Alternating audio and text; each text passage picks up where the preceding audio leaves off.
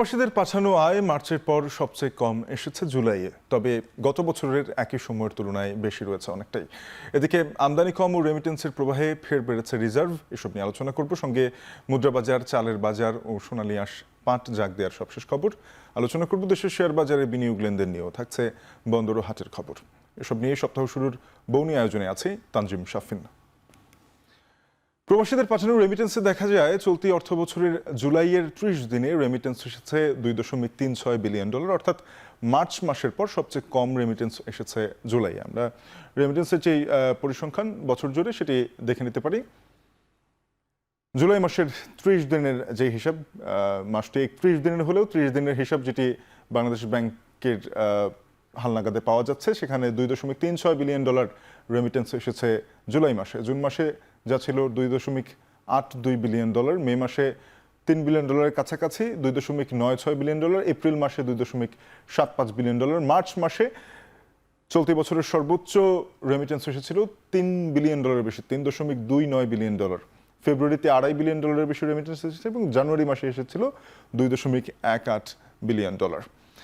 আমদানি কম এবং রেমিটেন্সের জোয়ারে ফের রিজার্ভ বাড়ছে। জুলাইয়ের 24 দিনের হালনাগাদ হিসেবে বলছে বৈদেশিক মুদ্রার রিজার্ভ, মোট রিজার্ভ ছাড়িয়েছে $30 বিলিয়ন।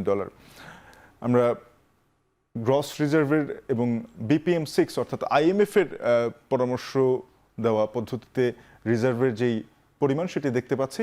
24 জুলাইয়ে $30 বিলিয়ন গ্রস রিজার্ভ বা মোট রিজার্ভের পরিমাণ, যেখানে ব্যয়যোগ্য রিজার্ভ যেটি IMF এর পরামর্শ অনুযায়ী হিসেব করা হয় সেখানে $24.98 বিলিয়ন রিজার্ভ রয়েছে। এটি একই সাথে IMF এর যে $4.7 বিলিয়ন ঋণ রয়েছে সেই ঋণের শর্ত পূরণ করে, অর্থাৎ $24.98 বিলিয়ন BPM6 পদ্ধতিতে যে রিজার্ভটি আমরা দেখছি সেটি IMF এর শর্ত পূরণ করে। জুন মাসে $31.77 বিলিয়ন ছিল গ্রস রিজার্ভ, BPM6 পদ্ধতিতে $26.74 বিলিয়ন। মে মাসে রিজার্ভ $5 বিলিয়ন কম ছিল জুন মাস থেকে, $25.79 বিলিয়ন রিজার্ভ ছিল এবং BPM6 পদ্ধতিতে $20.52 বিলিয়ন। এপ্রিল মাসের দিকে তাকালে গ্রস রিজার্ভ $27.42 বিলিয়ন এবং BPM6 পদ্ধতিতে $22.02 বিলিয়ন। মার্চ মাসে $25.51 বিলিয়ন গ্রস রিজার্ভ এবং BPM6 রিজার্ভ ছিল $20.36 বিলিয়ন। ফেব্রুয়ারি মাসের হিসেবে $26.17 বিলিয়ন ছিল মোট রিজার্ভ এবং খরচযোগ্য রিজার্ভ ছিল $20.94 বিলিয়ন। এবারে মুদ্রাবাজার নিয়ে আলোচনা করতে চাই আরও। টাকার বিপরীতে বিভিন্ন দেশের মুদ্রার বিনিময় মূল্য দেখব। ডলারের দাম বাজার ভিত্তিক করার পরও খোলা বাজারে দাম কেন্দ্রীয় ব্যাংকের দেয়া মধ্যবর্তী দামের চেয়ে এখনও বেশি। আমরা টাকার বিপরীতে বিভিন্ন মুদ্রার বিনিময় মূল্য দেখছি। মার্কিন ডলারের ক্রয় মূল্য 122 টাকা, বিক্রয় মূল্য 122 টাকা 89 পয়সা। ইউরোর ক্রয় মূল্য 141 টাকা, বিক্রয় মূল্য 142 টাকা 39 পয়সা। পাউন্ডের ক্রয় মূল্য 161 টাকা 99 পয়সা, বিক্রয় মূল্য 163 টাকা 21 পয়সা। ভারতীয় রুপি 1 টাকা 44 পয়সা ক্রয় মূল্য, বিক্রয় মূল্য 1 টাকা 40 পয়সা। যেহেতু ভারতীয় রুপির চাহিদা অনেকটা কমে গেছে বাংলাদেশে, সে কারণেই ভারতীয় রুপির বিক্রয় মূল্য কিছুটা কমেছে। চাইনিজ ইউয়ানের ক্রয় মূল্য 16 টাকা 96 পয়সা, বিক্রয় মূল্য 17 টাকা 9 পয়সা। অস্ট্রেলিয়ান ডলার 78 টাকা 99 পয়সা ক্রয় মূল্য, বিক্রয় মূল্য 79 টাকা 62 পয়সা। সিঙ্গাপুর ডলার 94 টাকা 64 পয়সা ক্রয় মূল্য, বিক্রয় মূল্য 95 টাকা 38 পয়সা। কানাডিয়ান ডলার 88 টাকা 46 পয়সা ক্রয় মূল্য, বিক্রয় মূল্য 89 টাকা 14 পয়সা। ইয়েনের ক্রয় মূল্য 82 পয়সা, বিক্রয় মূল্য 83 পয়সা। শ্রীলঙ্কান রুপি 2 টাকা 45 পয়সা ক্রয় মূল্য, বিক্রয় মূল্য 2 টাকা 46 পয়সা। সারা দেশের সকল ব্যক্তি শ্রেণীর করদাতার অনলাইনে আয়কর রিটার্ন দাখিল বাধ্যতামূলক করেছে জাতীয় রাজস্ব বোর্ড NBR। এ সংক্রান্ত আর কি নির্দেশনা রয়েছে তা দেখে নিতে পারি। 65 বছর বয়সের প্রবীণ, বিশেষ চাহিদা সম্পন্ন, বিদেশে অবস্থানরত বাংলাদেশি বা মৃত করদাতা বাদে ব্যক্তি শ্রেণীর সব করদাতার আয়কর রিটার্ন দিতে হবে। এই রিটার্ন সিস্টেমে নিবন্ধন সংক্রান্ত সমস্যায় পড়লে 31 অক্টোবরের মধ্যে উপকর কমিশনার বরাবর আবেদন করতে বলা হয়েছে। ব্যাংক ও বহুজাতিক কোম্পানির কর্মকর্তা কর্মচারীরা 17 লাখের বেশি কর করদাতা অনলাইনে রিটার্ন দাখিল করেছেন। Bank transfer, debit card, credit card, bKash, Rocket, Nagad অ্যাপে কর পরিশোধের সুযোগ রয়েছে। ই রিটার্ন দাখিলে সমস্যা হলে এনবিআর কল সেন্টারের মাধ্যমে সার্বক্ষণিক সেবা প্রদান করা হবে।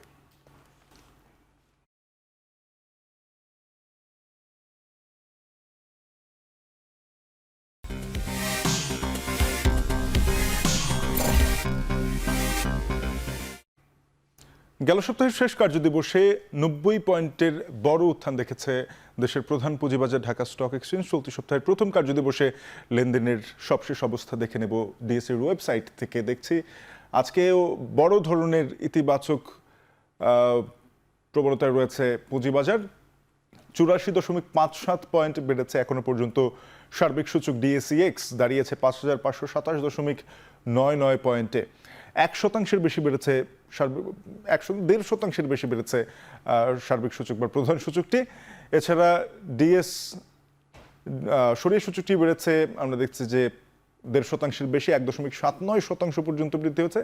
21 পয়েন্ট বেড়েছে, দাঁড়িয়েছে 1191.61 পয়েন্টে। ভালো ভিত্তির প্রতিষ্ঠান নিয়ে DS30 সূচকটি দাঁড়িয়েছে 2146.54 পয়েন্টে। এখনো পর্যন্ত 32 পয়েন্টের বেশি বেড়েছে DS30 সূচকটি, যেটি 1.5% বেশি উত্থান দেখেছে আজকের দিনে। এখনো পর্যন্ত আজকের দিনে মোট লেনদেন হয়েছে 882.11 লাখ টাকা। এখনো পর্যন্ত লেনদেন আরও ঘণ্টাখানেকের মধ্যে আসলে 900 কোটি ছাড়াবে সেটি আশা করা যায়।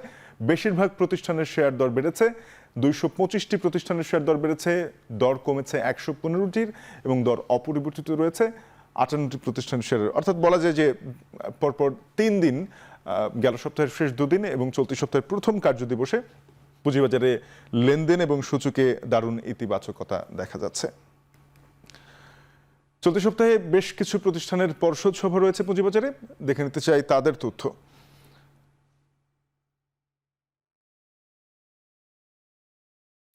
পর্ষদ সভা রয়েছে IFIL ইসলামী মিউচুয়াল ফান্ডের 6 August, Phoenix finance mutual fund একই দিনে, ICB AMCL অগ্রণী ব্যাংক মিউচুয়াল ফান্ড এটিও 6 আগস্ট, জনতা ইন্স্যুরেন্স 6 আগস্ট এবং কাট্টলি টেক্সটাইল লিমিটেড অর্থাৎ পোশাক খাতের একটি প্রতিষ্ঠান এবং 4টি আর্থিক খাতের প্রতিষ্ঠানের পর্ষদ সভা রয়েছে চলতি সপ্তাহে।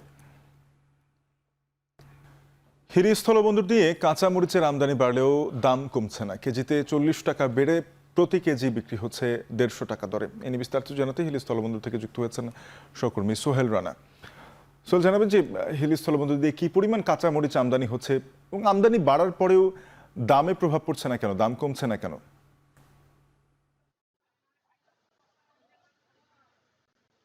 দেশের বাজারে কাঁচামরিচের সংকট এবং দেশের বাজারে কাঁচামরিচের চাহিদা, এই দুটোর কারণে হিলি স্থলবন্দর থেকে ভারত থেকে কাঁচামরিচের যে আমদানি সেটি কিন্তু বৃদ্ধি পেয়েছে। আমরা আগে যেখানে দেখেছি 2 কিংবা 3 ট্রাক কাঁচা মরিচ আমদানি হতো, এখন সেই আমদানির পরিমাণ দাঁড়িয়েছে প্রায় 15 থেকে 20 ট্রাকের মতো। গতকালকেও এই বন্দর দিয়ে 15টা কাঁচামরিচ আমদানি হয়েছে, যার পরিমাণ প্রায় 115 মেট্রিক টনের মতন। এবং এই কাঁচামরিচ গুলো বন্দর থেকে বিভিন্ন দেশের বিভিন্ন স্থান থেকে আসা পাইকাররা বন্দর থেকে কিনে তারা কিন্তু নিয়ে যাচ্ছেন এবং আড়ত গুলোতে বিক্রি করছেন। আমরা বিশেষ করে দেখছি যে দামে কোনো ধরনের পরিবর্তন ঘটছে না, বরং দামটি ক্রমান্বয়ে বাড়ছে। আমরা দেখেছি কয়েকদিন আগেও যেখানে 100 টাকা বিক্রি হয়েছিল সেই কাঁচামরিচ এখন 140 থেকে 150 টাকা বিক্রি হচ্ছে, অর্থাৎ কেজিতে প্রায় 40-50 টাকা বেড়েছে। এতে যারা সাধারণ ক্রেতা রয়েছেন এবং যারা পাইকার ব্যবসায়ী রয়েছেন তারা কিন্তু উভয় বিপাকে পড়ছেন, কারণ দামের যে তারতম্যটি মাঝে মধ্যে উঠানামা করছেন, এতে কিন্তু তাদের একটা সমস্যা পড়তে হচ্ছে। আমি কাস্টমসের কর্মকর্তাদের সাথে কথা বলেছিলাম, তারা যেটি বলছেন যে হিলি স্থলবন্দর যে কাঁচামরিচ গুলো আমদানি হচ্ছে,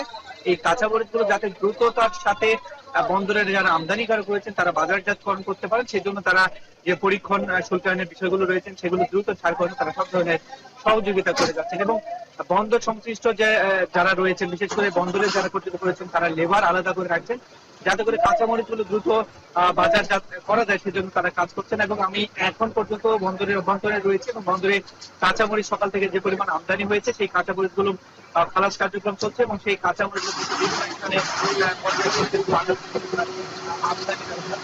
বলা চলে যে আসলে মূলত যেটি সিন্ডিকেটের কারণেই কাঁচামরিচের যে দাম সেটি কিন্তু কমছে না। আসলে আমদানি সামগ্রিক রয়েছে, আমদানি বাড়ছে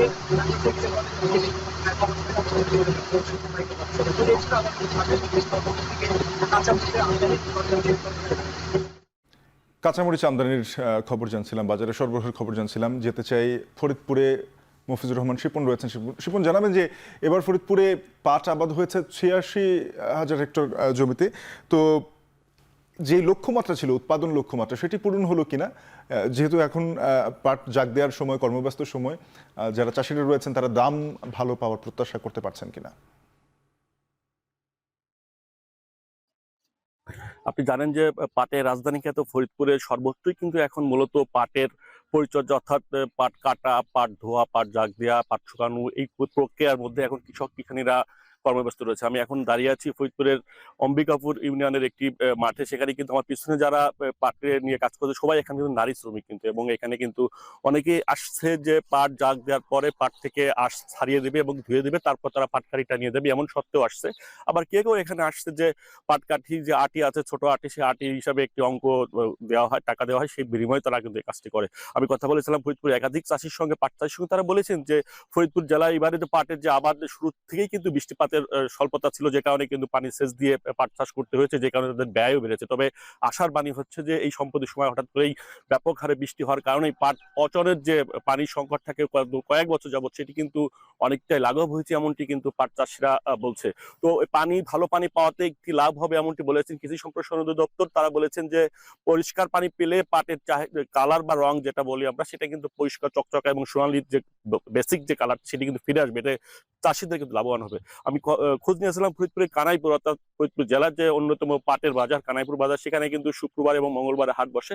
গত শুক্রবার যে পাটের দামটি, নতুন যে পাটটি বাজারে উঠেছে, সেটা সর্বনিম্ন ৩৫০০ থেকে সর্বোচ্চ ৪১০০ টাকা পর্যন্ত দর যাচ্ছে, এমনটি বলছে ব্যবসায়ীরা। তবে চাষিদের দাবি যে ৪,০০০ টাকার মতো করে মন প্রতি তাদের পড়ে যায় খরচ, যে কারণে তারা প্রত্যাশা করছে যে সরকার এই পাট জাতীয় পণ্য বা পাটের বিষয়ে যদি আরো একটু আন্তরিক হয় এবং সদয় হয়, সেক্ষেত্রে হয়তো পাটের দামটি যদি তারা ৪,৫০০ থেকে ৫,০০০ পর্যন্ত পায়, সেক্ষেত্রে তাদের লাভটা আসবে, এমনটি আমাকে বলেছে। আমি কথা বলেছিলাম ফরিদপুরের পাট কৃষি সম্প্রসারণ অধিদপ্তরের উপপরিচালক শহীদুজ্জামানের সঙ্গে। তিনি বলেছেন যে ফরিদপুরের জেলায় ৮৬,৫০০ হেক্টর জমিতে পাটের আবাদ হয়েছে, যার থেকে প্রায় ২,০০,০০০ মেট্রিক টনের বেশি পাট উৎপাদন হবে, এবং এটি টোটাল সারা দেশের যে গড় যে প্রোডাকশন জুটের, সেই কিন্তু অনেক মানে বড় একটি অংশ ফরিদপুর থেকে যোগান হবে, এবং যার বাজার মূল্য প্রায় ২,০০০ কোটি টাকা ছাড়িয়ে যাবে, এমনটি তারা বলছিল।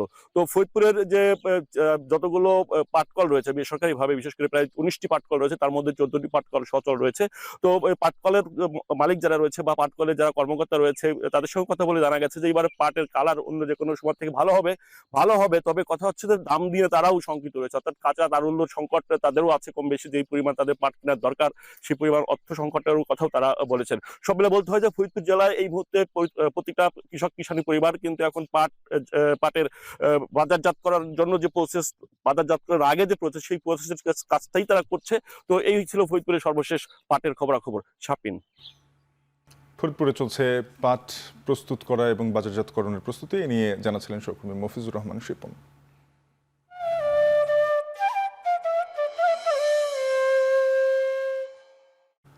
চালের বাজার নিয়ে আলাপ করতে চাই। ভরা মৌসুমে দেশের বিভিন্ন জায়গায় সরকারের নির্ধারিত দামের চেয়ে বেশি দরে বিক্রির অভিযোগ দীর্ঘদিনের। চালের বাজার নিয়ে বগুড়া থেকে যুক্ত হব, তার আগে টিসিবির দেয়া দামের তুলনামূলক চিত্র দেখে নেই। মিনিকেট চাল বছর ব্যবধানে 15.94% পর্যন্ত দাম বেড়েছে, যেটি এক বছর আগে প্রতি কেজি দাম ছিল ৬০ থেকে ৭৮ টাকা, এখন তা দাঁড়িয়েছে ৭৫ থেকে ৮৫ টাকায়। মাসিক মূল্যবৃদ্ধি ৩% বেশি। ২৮ সালে বাৎসরিক মূল্যবৃদ্ধি 20.54%, যেটি এক বছর আগে ৫৪ থেকে ৫৮ টাকা প্রতি কেজি ছিল, এখন ৬০ থেকে ৭৫ টাকা প্রতি কেজি। মাসিক মূল্যবৃদ্ধি ৮% বেশি। স্বর্ণা চালের ক্ষেত্রে 10% বাৎসরিক মূল্যবৃদ্ধি, বছর ব্যবধানে 10% দাম বেড়েছে। এক বছর আগে 50 থেকে 54 টাকা প্রতি কেজি দাম ছিল স্বর্ণা চালের, এখন 55 থেকে 60 টাকা প্রতি কেজি। এ নিয়ে আরো বিস্তারিত জানবো। বগুড়ায় প্রতি কেজি চালের দাম কিছুটা কমেছে, সব ধরনের চালের দাম কেজি প্রতি 1 থেকে 2 টাকা পর্যন্ত কমেছে। নিয়ে বিস্তারিত জানাতে বগুড়ার চারমাথা চাল বাজার থেকে যুক্ত হয়েছেন সহকর্মী মাজিদুর রহমান। মাঝে জানাবেন যে কোন চাল এখন কত দামে বিক্রি হচ্ছে, বাজারে চালের সরবরাহ কেমন দেখছেন? হ্যাঁ, শাফিন, আপনি জানেন যে চাল ওঠার পর থেকে নতুন ধান মানে বড় ধান ওঠার পর থেকে কিন্তু চালের দামটা কিন্তু বেশ বাড়ানো অবস্থায় রয়েছে। বর্তমানেও কিন্তু যে দামটি রয়েছে সেই দামটি কিন্তু সহনীয় নয় যে কোনো ভোক্তার ক্ষেত্রে। যদি আজকে চালের দামের কথা বলি, সেটি হলো যে কাটারি ভোগ চিকন জাতের যে চালটি সেটি বিক্রি হচ্ছে 72 থেকে 75 টাকা কেজি দরে, আর 28, 49 জাতের যে চালটি সেটি কিন্তু 60 থেকে 65 টাকা কেজি দরে বিক্রি হচ্ছে। আর মোটা জাতের যে চালটি সেটি বিক্রি হচ্ছে 52 থেকে 56 টাকা পর্যন্ত।